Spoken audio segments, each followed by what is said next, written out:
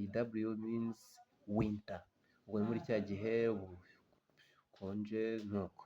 50 twabonye yuko bisobanuye maximum, cyangwa se ikigero cyo hejuru y'amavuta ashobora kuba yakihanganira ubushyuhe buri hejuru, kuko hari igihe ushobora kugenda mu modoka, urabizi irashyuha cyane, ya mavuta azabasha kwihanganira ubushyuhe ku kigero kingana gite ataraba amazi.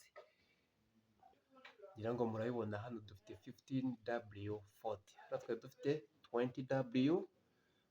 Nuko rero biba bigiye birutana, bivuze yuko aya mavuta abasha kuba yafuronga muri moteri mu gihe cyo hakonje kurusha ariya iyo tubanje kubona bwa mbere.